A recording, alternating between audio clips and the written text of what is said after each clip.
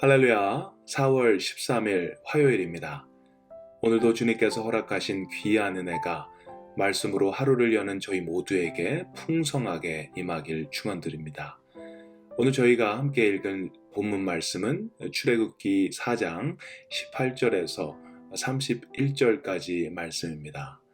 출애굽기 4장 18절에서 31절까지 말씀 우리 함께 보도록 하겠습니다. 모세가 장인 이드로에게로 돌아가서 그에게 이르되 내가 애굽에 있는 내 형제들에게로 돌아가서 그들이 생존하였는지 보려 하오니 나로 가게 하소서. 이드로가 그에게 평안히 가라 하니라. 여호와께서 미디안에서 모세에게 이르시되 애굽으로 돌아가라.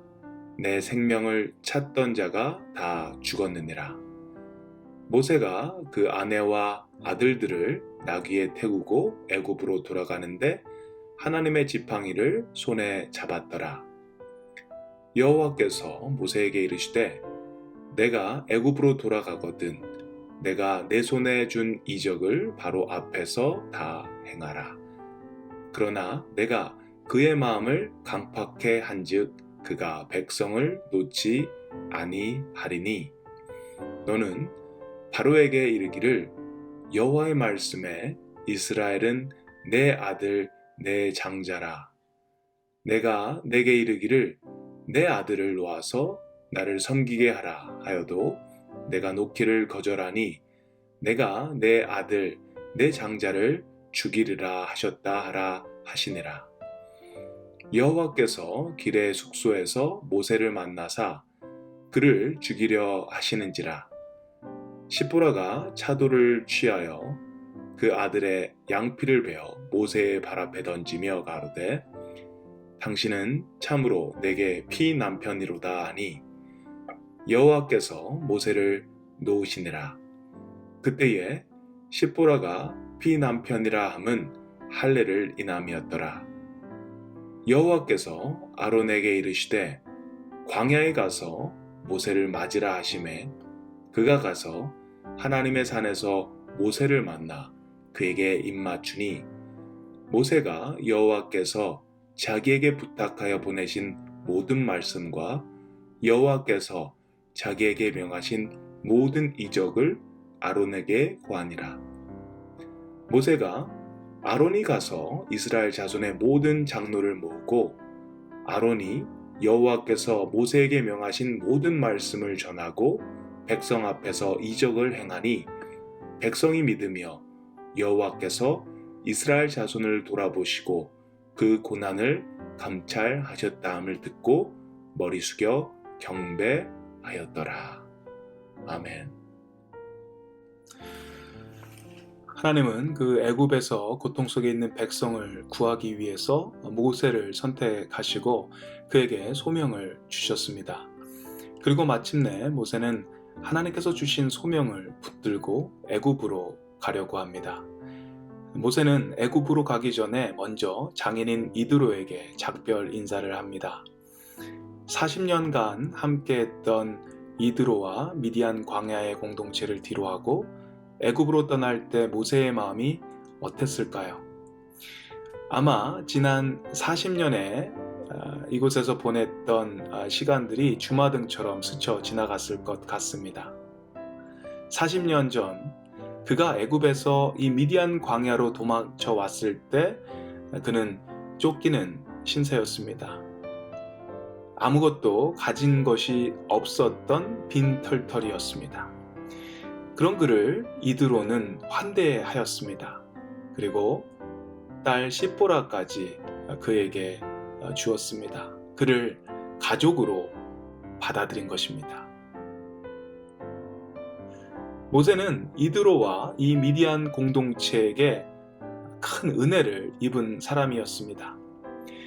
고마운 사람들, 은혜를 입은 사람들과 갑자기 이별해야 한다는 것은 결코 쉬운 일이 아니었을 것입니다. 그리고 그에게 이별이 어려웠던 것은 편안함과 익숙한 곳을 떠나야 했기 때문에 그렇습니다. 아무리 이 광야에서 양치기로 사는 세월이 힘들고 고되다 하더라도 40년이라는 긴 시간을 이곳에서 지내면서 이곳 생활이 편해지고 또 익숙해졌을 것입니다. 그런데 편안하고 익숙한 그곳을 떠나야 하는 것입니다. 하나님께서는요, 종종 하나님의 사람들에게 갑자기 편안하고 익숙한 곳에서 이별을 하라고 하실 때가 있습니다. 성경에 보면 참 많은 사람들이 그랬습니다.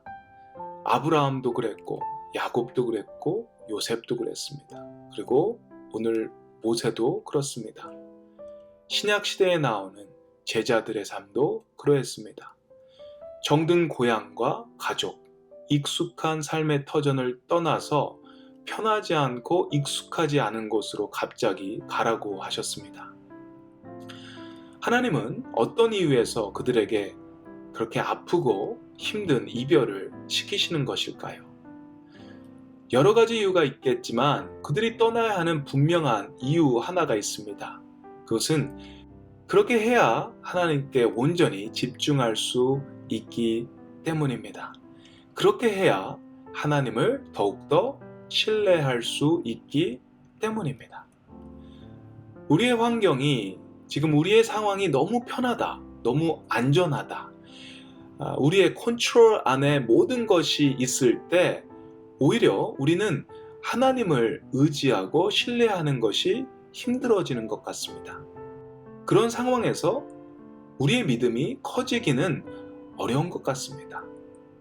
그래서 종종 하나님은 우리를 편안함에서 불편함으로, 익숙함에서 낯선 곳으로 몰아가실 때가 있습니다. 하지만 그것은 하나님께서 우리를 그저 힘들게 하시고 고생시키려고 하시는 것이 아닌, 하나님이 우리 삶의 주인 되시고 또 우리는 그분의 자녀가 되는 것을 알게 하시려고 하시는 것입니다. 그 시간을 통해 하나님께서 우리의 삶의 일하심을 경험하게 하고, 그럼으로써 우리의 믿음이 성숙할 수 있는 기회를 주신다고 할 수 있는 것입니다. 사랑하는 성도 여러분, 여러분의 삶의 불편함과 낯선 곳으로 주님께서 인도하실 때가 있을 것입니다. 그럴 때마다 하나님이 우리의 주인 되심, 그리고 우리가 그분의 자녀됨을 알 수 있는 은혜가 저와 여러분에게 있길 바랍니다. 그 시간을 통해 주님의 은혜를 온전히 체험하고 저희의 믿음이 성숙할 수 있는 기회가 꼭 되시기를 주님의 이름으로 축원드립니다. 20절 말씀 우리 함께 읽도록 하겠습니다. 모세가 그 아내와 아들들을 나귀에 태우고 애굽으로 돌아가는데 하나님의 지팡이를 손에 잡았더라. 저는 예전 터키 이스탄불의 톱카스 박물관에 간 적이 있습니다. 그곳에는 모세의 지팡이, 또 다윗의 칼, 세례 요한의 뼈로 알려진 유물이 전시되어 있었습니다. 그때 관광객이 너무 많아서 오랫동안 줄을 서서 그 유물들을 보게 되었는데, 저는 이 모세의 지팡이를 보고서 참 많이 실망했던 그 기억이 있습니다. 물론 이 유물들이 진짜인지 가짜인지 확실하지는 않습니다만, 어쨌든 그때 제가 굉장히 실망했던 것은 이스라엘 백성을 출애굽시켰던 위대한 지도자 모세가 가지고 있던 그 지팡이가 너무 작고 초라했기 때문이었습니다. 지팡이라고 하기보다는 막대기 아니면 작대기라고 해야 어울릴 정도로 1m도 안 되는 아주 짧고 얇은 그런 지팡이였습니다. 왜 하나님은 모세에게 하필이면 이런 볼품없는 막대기를 주셨을까 생각해 봤습니다. 하나님께서는 그에게 출애굽이라는 역사적인 사명을 주신 것입니다.